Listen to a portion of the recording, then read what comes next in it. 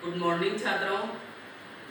इससे पहले अपन ने कबीरदास जी के बारे में पढ़ा था और आप लोगों ने उसका होमवर्क कर लिया होगा। क्वेश्चन आंसर करने थे, मीनिंग करने थे, और कोई प्रॉब्लम है तो आप मुझे पूछ लेना।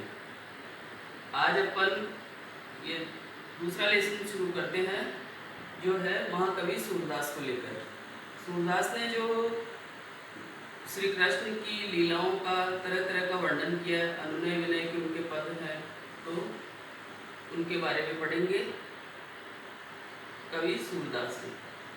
कवि सूरदास का जन्म विक्रम संवत 1540 में हुआ था। मृत्यु हुई थी इनकी विक्रम संवत 1620 में। इनके पिता का नाम रामदास था। इनका जन्म ग्राम रोनुकता मथुरा में हुआ था। कुछ विद्वानों के अनुसार दिल्ली के निकट सिही ग्राम भी माना जाता है। ब्रज भाषा के श्रेष्ठ कवि माने जाते हैं। सूरदास हिंदी साहित्य के सूर्य माने जाते हैं। इनकी भक्ति दो तरह की मानी गई है, दास्य भाव और सखा भाव। दास्य भाव में इनके अनुनय विनय के पद वो आते हैं, है ना। श्री कृष्ण से जो इन्होंने निवेदन किया था वो एक दासी के रूप में, और सख्य भाव में सखा बनकर यानी मित्र बनकर इन्होंने अपने जो पदों की रचना की वो इसके अंतर्गत आता है। जन्मांत होते हुए सूरदास जी ने श्रृंगार आदि रस एवं रूपादि का अलौकिक वर्णन किया है। इनकी रचनाएं हैं साहित्य लहरी, सूर सारावली, सूर सागर, नल दमयंती, ब्यावलोक इत्यादि। सूर सागर में 1.25 लाख पद संग्रहित थे, किंतु अब 7-8 हजार ही पद प्राप्त होते हैं अपने को। सूरदास जी अष्टछाप के कवियों में से एक थे। साहित्य लहरी के अनुसार एक किंवदंती है कि सूरदास जी नेत्रहीन होने के कारण एक बार जो है अंधकूप में गिर पड़े, और जब उनको गिरे हुए 6 दिन बीत गए, उसके बाद भगवान श्री कृष्ण ने उनको दर्शन दिए, और जब दर्शन दिए तो उनके नेत्र जो है वो खोल दिए। अपने नेत्रों से सूरदास जी ने श्री कृष्ण की छवि का अलौकिक दर्शन किया। लेकिन बाद में सूरदास जी ने क्या कहा श्री कृष्ण से कि मेरे नेत्रों को वापस बंद कर दो, क्योंकि मैं अब इन नेत्रों से सांसारिक क्रियाकलापों को, सांसारिक पापों को नहीं देख सकता। और इस तरीके से उनके निवेदन पर श्री कृष्ण ने उनके नेत्र जो है वो बंद कर दिए, और उन्हें प्राज्ञ चक्षु प्राप्त हुई, अर्थात उनको ज्ञान की प्राप्ति हुई। श्री कृष्ण के दर्शन हुए, उस छवि को वो बाहर नहीं करना चाहते थे। इसी प्रकार पाठ्य पुस्तक में उनके 2 पद दिए गए हैं।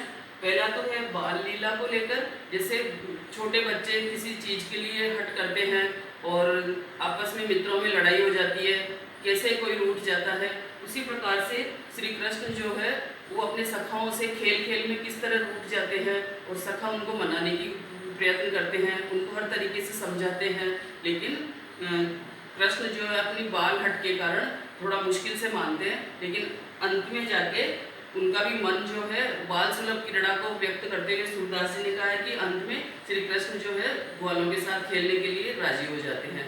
इसी प्रकार इनका जो दूसरा पद है अपनी पाठ्य पुस्तक में, उसमें गोपियों का जो मुरली के प्रति आक्रोश है उसको व्यक्त किया है। गोपियाँ कहती है कि हम दिन रात श्री कृष्ण के साथ रहते हैं, उनको हम अपना सर्वस्व मानते हैं, उसके बाद भी कृष्ण वही काम करते हैं जो उनकी मुरली कहती है। मुरली उन्हें तरह तरह के नाच नचवाती है, तरह तरह से जगह जगह से उनको टेढ़ा बना दिया है और उनकी गर्दन झुका दी है। जिन्होंने एक समय गोवर्धन पर्वत को धारण किया था, ऐसे इतने उच्च कोटि के हमारे जो श्री कृष्ण है उनको उनकी गर्दन तक झुकवा दी, उनकी कमर तक टेढ़ी कर दी।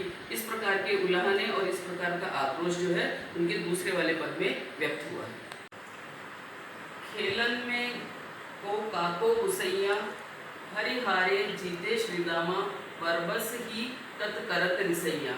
अब यहाँ ग्वाल बाल और श्री कृष्ण जो है वो खेल रहे होते हैं, और उस खेल में क्या है, श्री कृष्ण एक बार हार जाते हैं, तो अब ग्वाल उनसे क्या करें, और कृष्ण जो है टूट कर बैठ जाते हैं। तो ग्वाल बाल उनसे कहते हैं खेलन में को काको गुस्सैया, कि खेलने में कोई कैसे गुस्सा कर सकता है, हे स्वामी। गुस्सैया यानी स्वामी, कि हे स्वामी खेल में कोई कैसे गुस्सा कर सकता है। हरिहारे जीते श्रीदामा बरबस ही कत करत रिसैया। क्योंकि क्या होता है कि जब खेल रहे होते हैं तो एक बार में श्री कृष्ण जो है वो हार जाते हैं और श्रीदामा यानी सुदामा जो है वो जीत जाते हैं। और ये सब देखकर कृष्ण जो है बरबस यानी व्यर्थ ही गुस्सा करने लगते हैं। जाति पाति हमते बड़ नाही बसत तुम्हारी छैया। और क्या कहते हैं ग्वालवाल कि जाति और पाति में आप हमसे बड़े नहीं हैं। क्यों? क्योंकि हम आपसे बड़े हैं। ना ही बसत तुम्हारी छैया, और न ही अभी हम तुम्हारी शरण में रह रहे हैं, तो आप क्यों गुस्सा कर रहे हो, क्यों खेलने के लिए मना कर रहे हो। अति अधिकार जनावत याते जाते अधिक तुम्हारी गैया। हाँ, ये जरूर है, क्या बोलते हैं सिर्फ वाले कि इतना जरूर है कि आप खेल में अपना अधिकार जता रहे हैं। क्यों? क्योंकि आपके पास जो है हमसे अधिक गायें हैं। अति अधिकार जनावत यानी कि जताना, कि आप इतना ज्यादा अधिकार जता रहे हैं, किसके लिए? क्योंकि आपके पास जो है हमसे अधिक गायें हैं। ये जरूर सही बात है। रूठे ही करे ताशों को खेले रहे बैठी जह तह गवैया। अब जो ग्वालवाल होते हैं वो क्या करते हैं, उनको बहुत तरीके से मना लेते हैं, कई तरीके से, लेकिन वो अपना रूठना नहीं छोड़ते हैं। रूठे ही करे ताशों को खेले, कि जो रूठता है खेलों में, खेल में भी कोई रूठता है तो उसके साथ क्या ही खेले। और ऐसा बोलकर रहे बैठ ही जह तह गवैया। गवैया यानी ग्वाले। ग्वाले जो है इधर उधर बैठ जाते हैं और अपना खेल बंद कर देते हैं। सूरदास प्रभु खेलियो चाहत दाऊं दियो कर नंद दुहैया। सूरदास जी क्या कहते हैं? सूरदास जी कह रहे हैं कि प्रभु जो है मन ही मन तो खेलना चाह रहे हैं, और दाऊं दियो करे नंद दुहैया, और फिर जो है नंद बाबा की दुहाई देकर वापस राजी हो जाते हैं। वापस उनसे कुछ अपनी बात मनवा लेते हैं और वो पुनः खेलने के लिए राजी हो जाते हैं। अब अपना दूसरा है, दूसरे वाले पद में जैसे श्री कृष्ण को मुरली बांसुरी अत्यधिक प्रिय है, और इस बात को देखकर गोपियां जो है किस तरह से ईर्ष्या भाव से और द्वेषता से जल उठती है, और वो सारा दोष जो है मुरली के माथे मढ़ती है। किस प्रकार? मुरली तहु कुपालई भावती।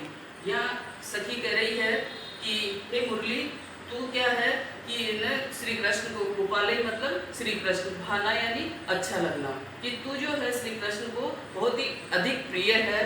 सुनीरी सखी जद के नंद लालही नाना भांति नचावे। अब एक सखी दूसरी सखी से कहती है कि हे सखी सुनो, ये जबकि मुरली जो है नंदलाल यानी श्री कृष्ण को हर तरीके से भांति भांति प्रकार के नाच नचवाती है।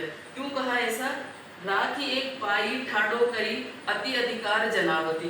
क्या करते हैं जब श्री कृष्ण जो है मुरली बजाते हैं तो उनका एक पैर टेढ़ा हो जाता है ना। इस चीज का भी दोषारोपण गोपियां जो है श्री कृष्ण उसको मुरली पर ही कर रही है, कि मुरली के कारण जो है हमारे श्री कृष्ण जो है उनका एक पैर टेढ़ा हो जाता है। एक पाई यानी पैर, अति अधिकार जनावती, और जो है हमसे भी ज्यादा अधिकार जनाने की यानी जताने की कोशिश करती है। मुरली के सारे क्रियाकलापों से गोपियां जो है किस तरीके से ईर्ष्या भाव रखती है उसका ज्वलंत प्रमाण अपन देख सकते हैं। कोमल तन आज्ञा करवाती कटे टेढ़ो है करवाती। क्या करते हैं? कोमल यानी कोमल तन किसके लिए बोला है? श्री कृष्ण के लिए, कि उनका इतना नाजुक शरीर है, इतना कोमल शरीर है, और उसे अपनी आज्ञा देती रहती है, और कटी टेढ़ो करवाती, और श्री कृष्ण भी उसकी आज्ञा को मानते रहते हैं। कटी यानी कमर, और कमर तक को बजाते बजाते उनकी टेढ़ी हो जाती है। श्री कृष्ण की छवि अपन ने देखी है कि उनकी गर्दन टेढ़ी, उनकी आंखें भोए तिरछी, और कमर टेढ़ी हो जाती है, पैर तिरछे करते हैं। ये तो उनकी एक मुद्रा है, लेकिन गोपियां भी क्या है, वो सारी चीज को है ना आक्रोश में ले रही है, ईर्ष्या में ले रही है। इसलिए बोल रही है कि इतने कोमल शरीर को भी अपनी आज्ञा देकर सारे काम करवाती है, और कटे टेढ़ो वे करवाती यानी कमर को भी टेढ़ा करवा देती है। अति अधीन सुजान कनोड़े गिरधर नार नवावती, कि अति सुजान यानी कि चतुर, कि ये श्री कृष्ण जो है कनोड़े यानी कृतज्ञ, कि श्री कृष्ण जो है इतने चतुर हैं, फिर भी इतने चतुर श्री कृष्ण को भी मुरली ने अपने अधीन कर लिया है। गिरधर नार नवावती, और गिरधर यानी कि जिन्होंने गोवर्धन पर्वत को धारण किया था, ऐसे श्री कृष्ण की नार यानी गर्दन, कि उनकी गर्दन भी टेढ़ी करवा देती है। ऐसा ऐसा मतलब मुरली से इतना ज्यादा उनको आक्रोश है, इतनी ज्यादा ईर्ष्या है उनके मन में।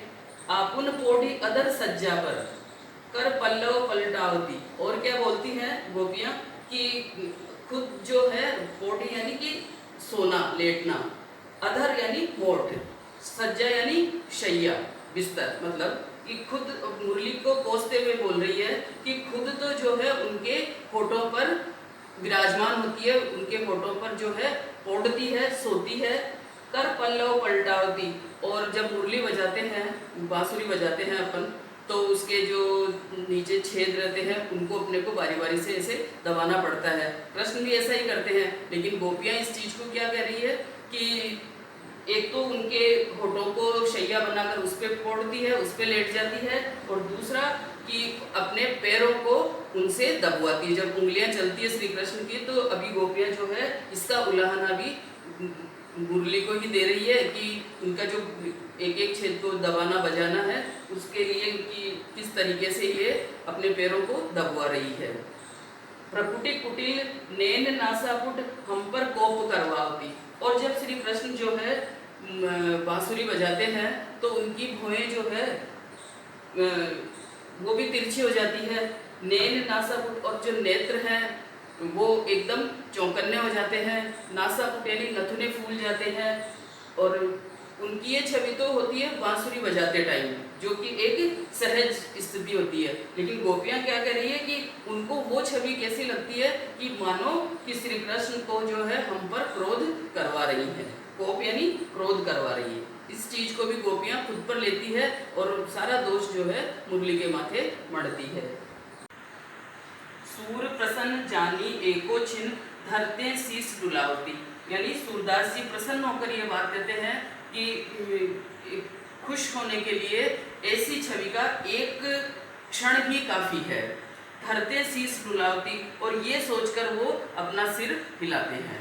सूरदास जी इस बात से सहमत होते हुए कहते हैं कि प्रसन्न जानी एको छिन की प्रसन्नता के लिए तो, इनकी छवि के लिए तो एक क्षण ही काफी है।